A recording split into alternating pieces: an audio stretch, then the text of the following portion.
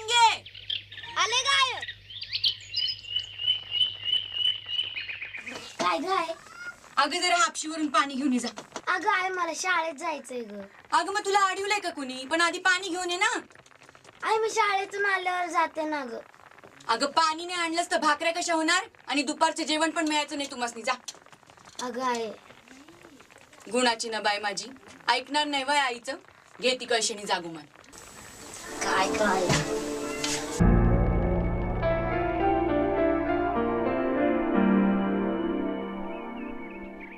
काय कुठे चालली?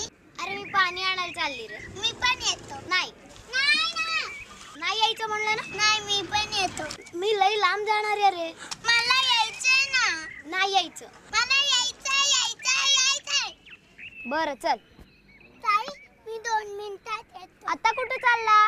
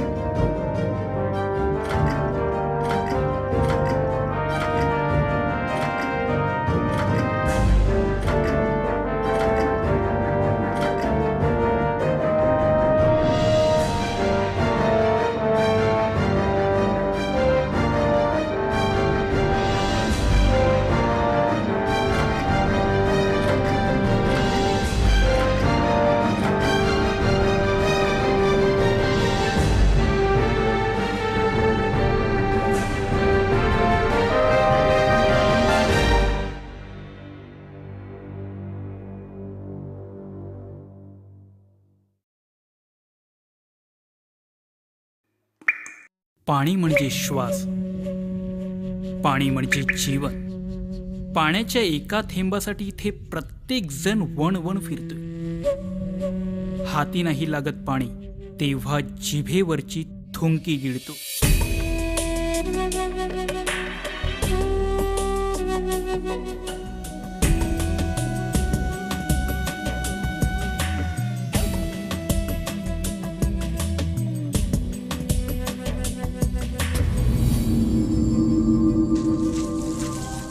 कुठेतरी कितीतरी पाणी रस्त्यांवरून वाहतंय.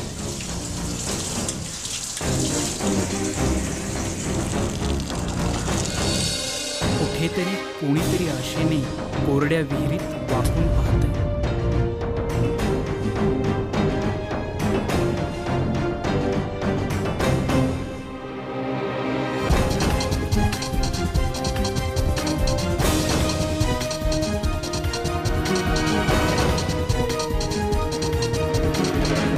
कोरड्या विहिरी, कोरडे तलाव, मन हे आता कोरडं झालं. नाही मिळालं पाणी कुठेच, आता डोळ्यातूनच पाणी आलंय. अगं पाणी नाही आणलंस तर भाकऱ्या कशा होणार? आणि दुपारचं जेवण पण मिळायचं नाही तुम्हासनी.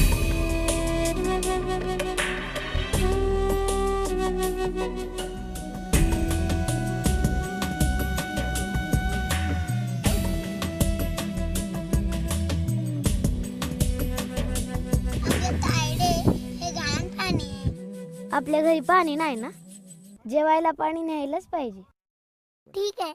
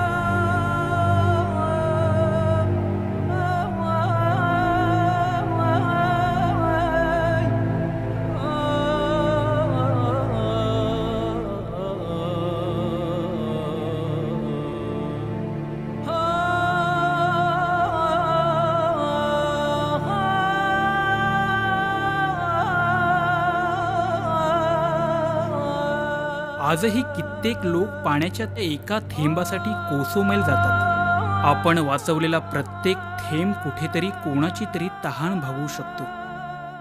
रक्ताचं पाणी होण्यापूर्वी आणि पाण्यासाठी रक्त सांडण्यापूर्वी पाणी